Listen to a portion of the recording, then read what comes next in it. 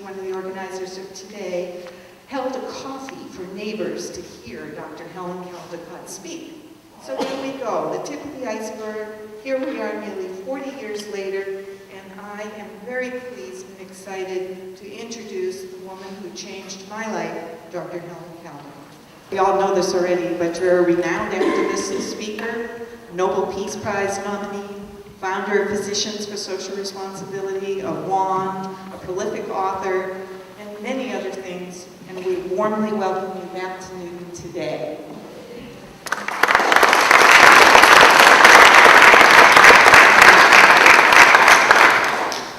Thank you, Bev.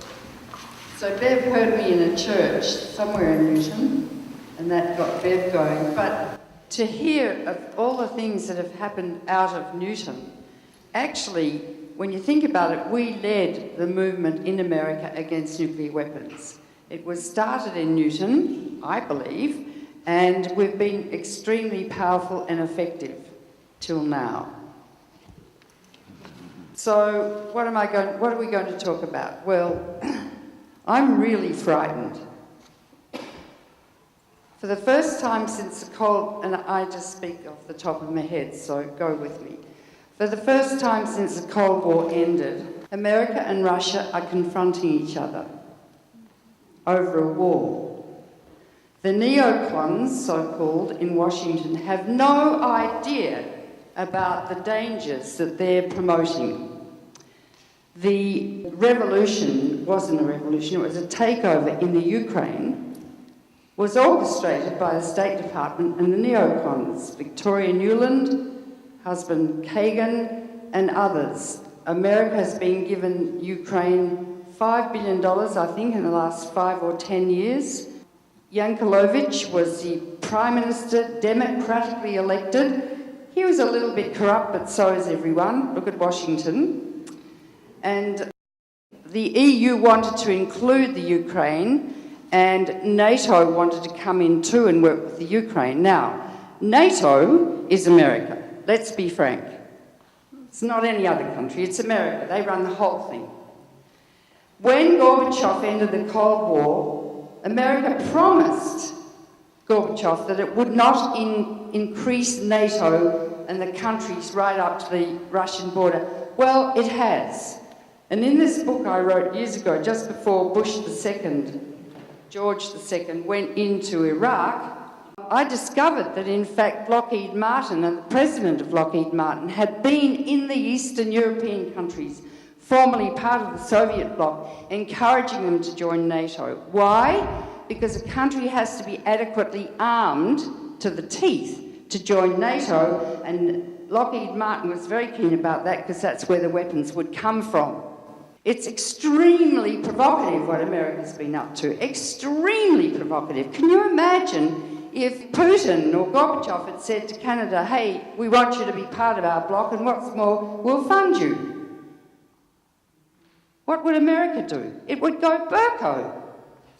Probably drop nuclear weapons on Canada, wouldn't it? Well, what about if it did it to Mexico? You remember what happened in Cuba? I got to know Robert McNamara, the Secretary of Defence. At the time, he said, he was in the Oval Office.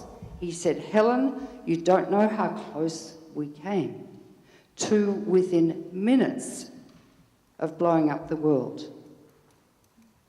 There have been numerous occasions over history where we've become extremely close to nuclear war. Once in 1995, America launched a weather satellite in Norway.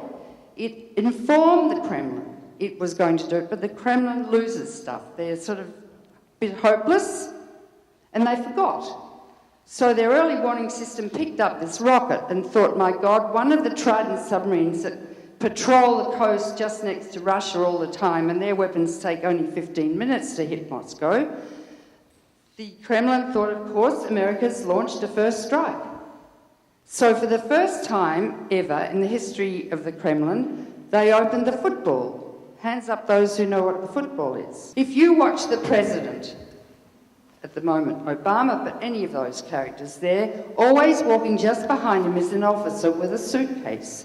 In the suitcase are the codes to start a nuclear war.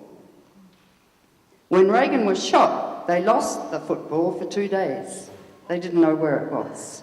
So always, at any time, the president of both Russia and America have the codes at their disposal to start a nuclear war. And to start a nuclear war doesn't mean that you've got an option not to have a nuclear war. The options are, number one, counter value, which is bombing all the cities. Number two is counter force, which is bombing all the missile silos. And number three is to do both. So when the message came to the Kremlin that America had launched a first strike, and America has still got a policy to fight and win a nuclear war, how dare they? How dare they? Because it'll mean the end of life on Earth. I mean, I don't think we really comprehend, and the American people have no idea, the danger we live under every single minute of every day, and it has not changed since the end of the Cold War. And I'll explain why in a minute. But the policy of America to fight a nuclear war and win it is this. First, you bomb Moscow, and there are about 60 H-bombs, 60 targeted on Moscow. So you decapitate, these are the Pentagon words, decapitate Moscow and Putin so he can't press his button. Then you send 2 hydrogen bombs on each of their missile silos. One isn't enough, it's got to be 2, and each has to land within, I don't know, a few seconds of each other. If not, you'll get what's called fratricide. So much debris is flown up that the second bomb coming in gets destroyed by the fratricide from all the rubble. So you've got its timing has to be accurate. Now, then you've won the nuclear war because you've knocked out all the Russian missiles. The fact that the whole world will be covered with fallout and we'll get a nuclear winter is beside the point in the Pentagon. Now, the Russians don't want to be beaten and have their missiles destroyed, because that's how you win the war, you destroy the other side's missiles. So they've dug a big cave in a mountain in the Urals, and they've got a rocket there. And if Putin is decapitated in Moscow, they launch this missile by itself, and it's got a radio signal to all the missiles in Russia to launch them before your missiles land on them and kill them. It's called the dead hand. Now, can you take that in and understand what that means? It could be launched by accident, by error, by computer error, and there's no human input. It's all controlled by a computer. Here's Yeltsin sitting before his football in 1995. Yeltsin, a hardened alcoholic. I had a friend who went to pick Yeltsin up to go to the Good Morning America show, who's sitting on his suitcase in his hotel room, stark naked, drinking vodka from a bottle. He had probably Korsakoff syndrome and Wernicke's encephalopathy, which happens when you drink a lot of alcohol, you knock your brain off. Anyway, he had 3 minutes to decide whether or not to press the button. Because that's all Putin or Obama get, 3 minutes to decide. 3. By the time the message comes from the satellites and down into the Strategic Air Command Base and over to Washington, they have 3 minutes. The generals were standing over his shoulder saying, "Press that button, Mr. President." A couple of seconds before the end of that 3 minutes elapsed, the missile veered off course. That's why we're still sitting here today and we're not radioactive molecules right up in the stratosphere. And it happens a lot. Several times a year we get close to it. Just recently, 71 officers who are in the missile silos. In each missile silos are 2 men aged 18 to 21. Yes, sir, no, sir, press the button, sir. Each armed with a pistol, one to shoot the other if one shows signs of deviant behaviour. What if the deviant one shoots the other one? Obviously. The locks to launch the weapons are 12 feet apart, but they've worked out if they tie a string around one of the keys, one man can turn both locks. 71 have been just discharged and fired because they were on drugs. They failed their tests. They didn't protect their missile silos in the case of a game where Russia came in to take over the missile silos. The head of the whole missile command went to Moscow, I can't remember his name, and he was a naughty boy. He got really drunk. He slept with some women of, well, I suppose prostitutes. And he wanted to sing karaoke up on the stage. and he was totally inappropriate. So he was fired too, and he was the man in charge of all the missiles. And I don't know what's going on in the Russian missile silos. The weapons take half an hour to go from woe to go. In that time, the satellites of either country pick up the attack and they press their button, but the Russian satellites are dilapidated because they can't afford to keep them up. Yours are not. And so therefore that makes them paranoid. They never know when America's going to launch. And you don't threaten a paranoid patient in a hospital because they're likely to do something untoward, right? So what America's doing right now in the Ukraine has always really been part of Russia. The Crimea was Russia, and Catherine the Great had the Crimea, and that's where their main Sevastopol port is. And of course they're going to want the Crimea, and most Crimeans want it. The new man who's now the president of the Ukraine, Poroshenko, who is a puppet like Hussein was. Hussein worked for the CIA since he was 21 in Iraq. I think Gaddafi worked too for America. You know, let's be frank, America runs the whole world. Why they think they can or should, I have no idea. So Poroshenko now is a kind of tool, and he's being armed and funded by America. And there are people in the east of the Ukraine who are Russians, and they speak Russian, and they want to associate with Russia. They don't want to join NATO, and part of joining NATO is the National Monetary Fund. And they go into countries like Greece and all the rest and tell them to tighten their belts. They privatise the schools, they cut out medical care, they cut out the hospitals, and the Russians didn't want that to happen. Now that Russia's become sort of capitalistic, there are beggars in the streets. There never were in the time of communism, because everyone got health care and education and the like, and they got fed.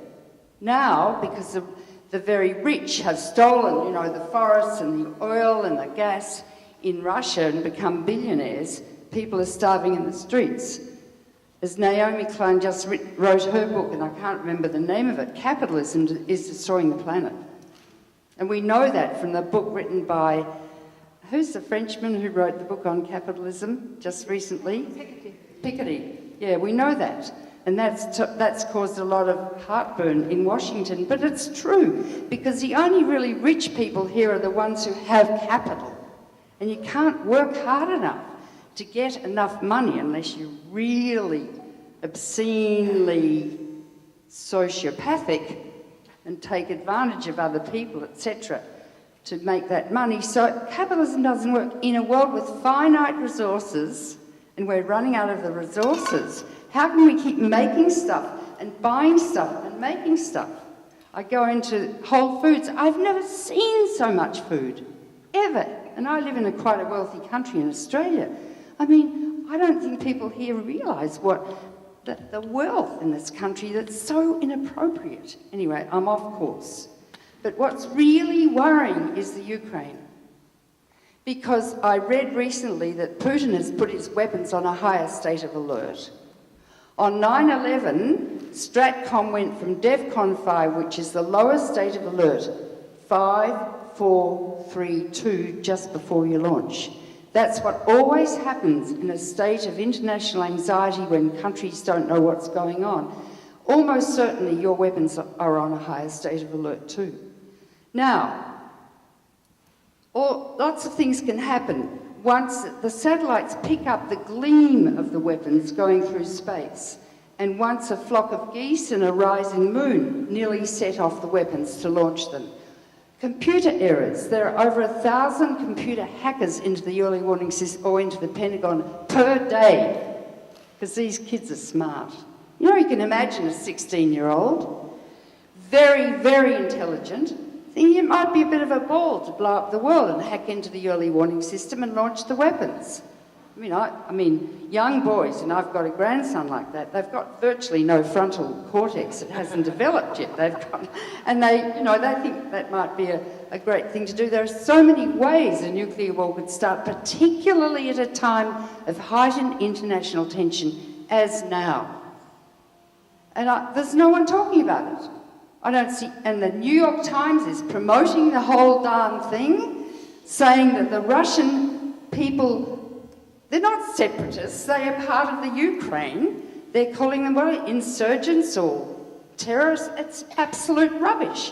Why is the New York Times, which is normally a newspaper with moral conscience, not always, it wasn't during the Gaza situation for sure, but why is it promoting? Well, I know that Judith Miller had 6 front-page articles in the New York Times that promoted the invasion of Iraq, and she was sleeping with Scooter Libby. I have that as a fact. and the New York Times apologised for Judith Miller later, the ombudsman. But can you see how the media is determining the fate of the earth? And it was your great President Jefferson who said, an informed democracy will behave in a responsible fashion. Look how many people there are here. In the 80s, we used to pack a hall with thousands of people, didn't we, Sam? Because we were on the media all the time. And the media doesn't attend to this. And it's called Manic Denial. You know, everyone's into food and fashions. I mean, the New York Times had a whole section yesterday on fashion. These silly girls marching along, anorectic, you know, with terrible expressions on their faces, looking ghastly. I mean, you know, and everyone goes and ponders and looks at all of this stuff. It's ridiculous. It's ridiculous when tomorrow there's a huge march. Yes, global warming is upon us and it's almost beyond us. It's reached a tipping point. The permafrost is melting now in the Arctic, bubbling up. Millions of tons of methane, which is 20 times more potent as a global warmer than CO2, and millions of tons or billions of tons of CO2. We're almost past the tipping point for our children. There are no young people here today, are there? It's their future. So there are 3 things threatening life on the planet. Imminent nuclear war, and how the hell, I mean, Obama's such a disappointment. He's got no spine. As one of our politicians would have called him old jellyback. He's got no spine. Why? Anyway, I can't go into that. I've got certain theories. But what about our children? I held Sarah's grandchild up, called Spring, on the Boston Common in, 81 or something? And she's now grown up, and I'm a paediatrician. I've got 7 grandchildren, but fundamentally all the world's children are my patients. So we can get rid of nuclear weapons. You know who's holding it up? America. I'll tell you why. Article 6 of the Non-Proliferation Treaty, which America signed and Russia, was that you would rapidly get rid of nuclear weapons. That's totally been abrogated and never adhered to. They promised that they would not enlarge NATO, and they're so provocative I don't know how Putin's maintaining his sanity. And the Russian people really support Putin, and they lost 27 million people in the Second World War. The Second World War was won on the front of Russia, and they feel that so strongly. In Leningrad, millions died of starvation. I walked in the cemetery with an ex-CIA man called Cox, arm in arm, and we walked down this long path towards Mother Russia at the end. And there are graves, and people bring bread to put on the graves of their dead relatives. And the bark stubble violin concerto was playing very softly. And I said to him, you know, Arthur, if there's another war, there'll be no one to come here anymore. We were talking to the Russians about nuclear war. Reagan failed to take up Gorbachev's offer for total nuclear disarmament at Reykjavik, and I can tell you all about that, but just as an aside, the KGB were down in the basement. It was a little tiny building, and Reagan and Gorbachev were upstairs, and next to them was Schultz and Shevardnadze. And up in the lavatory, sitting on the lavatory, was Richard Pearl. And the Russians came with lots of proposals and numbers.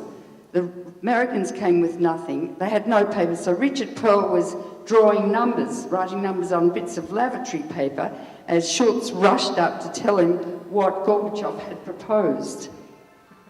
And in the basement, the KGB were getting drunk on vodka, and one of them chucked a match into the waste paper basket, and it caught fire, and the whole place nearly burnt down. So Reagan wanted Star Wars, which has never worked, and you've spent billions and billions and billions of dollars, and it's still going for Lockheed Martin. I mean, these people are really criminal. They should be in jail. No, they're not criminal. They're evil. They're evil. Yet they'd be nice. They're nice to their dogs and maybe their children. But what they're doing, the eventuality of what they're proposing and setting up and creating will be the end of probably the only life in the universe. We didn't take up, or America didn't take up, Russia and China's recent offer at the UN to ban weapons in space, because that's big business for the corporations and you pay for it. All your tax dollars go to weapons of mass destruction, and you don't even have a free healthcare system. The only Western country in the world without a free healthcare system. Doctors shouldn't become rich, and there's no right to have any insurance companies involved in medicine. It is not an industry, it's a service. We shouldn't expect to be paid to treat our patients. The abrogation of treaties, walking out of the anti-ballistic missile treaty, America did. Disregarding the Non-Proliferation Treaty, Article 6 I mentioned, and not showing up at the banned meetings or the UN first high-level meeting for nuclear disarmament. America doesn't care. Now, America's you, isn't it? Isn't it? Is America you? I mean, do you feel you're American? Do you feel responsible for your country? Well, you should feel responsible, because the elected leaders are not your leaders.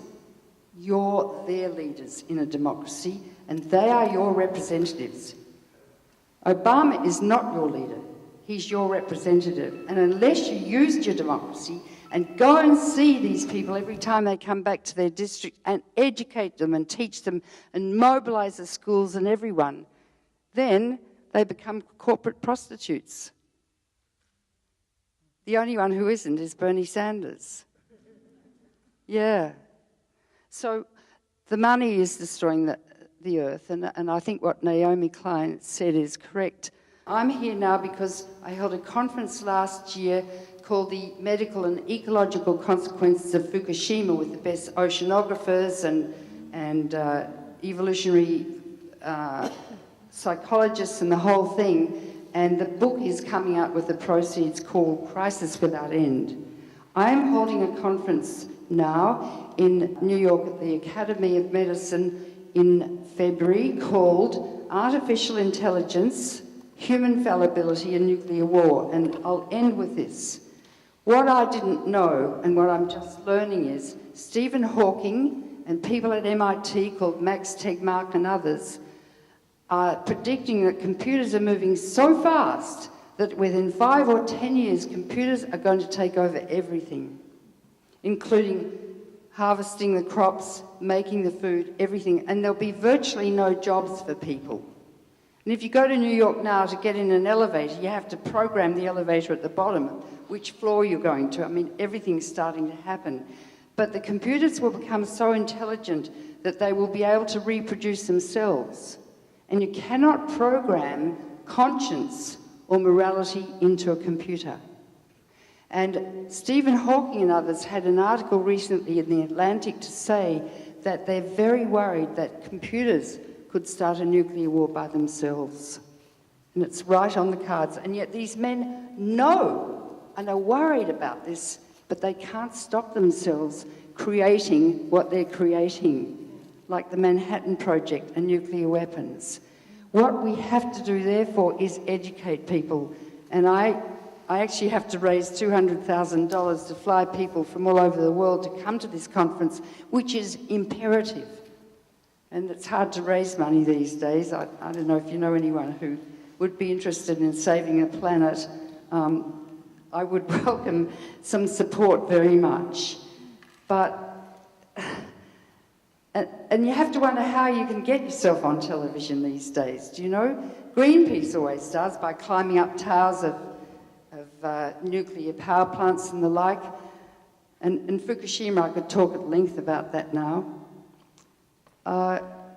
It's very hard to work out how to do it. Occupy was destroyed by the military police who take all their weapons now from the Pentagon. They were brutal with it, so I spoke twice at Zuccotti Square. Anyway, I don't want to depress you, but I am a doctor, and we have to tell people the truth about their illness, don't we? And therefore, we then have to help them with their grief, to go through the stages of depression and anxiety and grief and get through to the other side. You have to know the truth about the world. You can't kid yourselves anymore. And knowing the truth, you will suddenly one day wake up and know what you have to do, like the woman who started 2020, and how we started WAND, and how PSR was started. That was an idea out of my head when I was meeting someone in Harvard. Just bang. You will be led and guided if you take in what I said. And any of you here, young or old, could be leaders of this country to save the world. Don't think you can't. You can be as powerful as the most powerful person who ever lived. And look what I did. I was this rusty old doctor. I was an alien. I was young. I was a female. So go through the grief. Allow yourself to feel it, do. Because out of that psychological change will come your answers. And you're all capable of doing what we've all done. You are. That's why we're alive now. This is why this generation was born, to save the planet. I once asked Carl Sagan if he thought there was other life in the universe, and he thought for a long time, and he said no, and I said why? And he said because if there were any other species that reached our stage of development, they would have destroyed themselves. But I believe we all have a conscience. We're born with it. I see the babies when I deliver them, beautiful, pure beings. And when people are on their deathbed, that purity shines again. And they tell me what they've done in their life that's been wicked. So that conscience is always there. And each of us can be extremely powerful if we focus on what has to be done. And anger is appropriate. Don't think anger is inappropriate. If focused in a white-hot beam to what you have to do. If you have to get to see Obama, get to see him. Always go to the top. Okay? That's all. Thank you.